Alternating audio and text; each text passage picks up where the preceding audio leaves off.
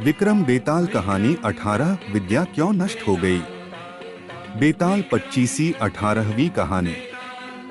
उज्जैन नगरी में महासेन नाम का राजा राज करता था। उसके राज्य में वासुदेव शर्मा नाम का एक ब्राह्मण रहता था, जिसके गुणाकर नाम का बेटा था।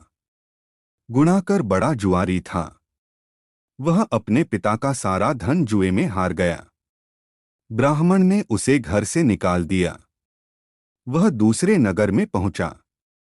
वहां उसे एक योगी मिला। उसे हैरान देखकर उसने कारण पूछा तो उसने सब बता दिया।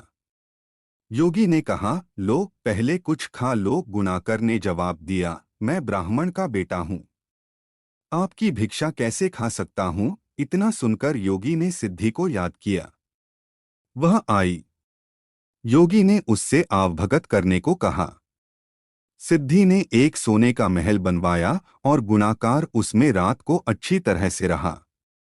सवेरे उठते ही उसने देखा कि महल आदि कुछ भी नहीं है।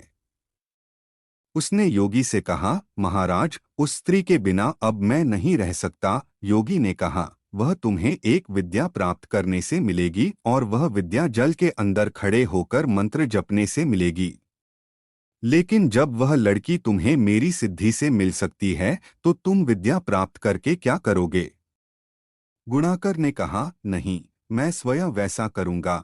योगी बोला, कहीं ऐसा न हो कि तुम विद्या प्राप्त न कर पाओ और मेरी सिद्धि भी नष्ट हो जाए। पर गुणाकर न माना। योगी ने उसे नदी के किनारे ले जाकर मंत्र बता दिए और कहा कि जब तुम जप करते हुए माया से मोहित होगे तो मैं तुम पर अपनी विद्या का प्रयोग करूंगा। उस समय तुम अग्नि में प्रवेश कर जाना। गुणाकर जप करने लगा। जब वह माया से एकदम मोहित हो गया तो देखता क्या है कि वह किसी ब्राह्मण के बेटे के रूप में पैदा हुआ है। उसका ब्याह हो गया, उसके बाल बच्चे भी हो गए। वह अपने जन्म की बात भूल गया। तभी योगी ने अपनी विद्या का प्रयोग किया। गुणाकर मायारहित होकर अग्नि में प्रवेश करने को तैयार हुआ।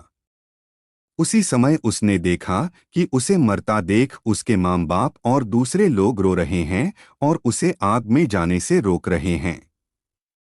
गुणाकार ने सोचा कि मेरे मरने पर ये सब भी मर जाएंगे और पता नहीं कि योगी की बात सच हो या न हो। इस तरह सोचता हुआ वह आग में घुसा तो आग ठंडी हो गई और माया भी शांत हो गई।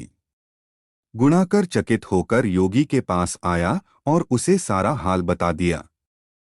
योगी ने कहा, मालूम होता है कि तुम्हारे करने में कोई कसर रह गई। योगी ने स्वयं सिद्धि की याद की, पर वह नहीं आई।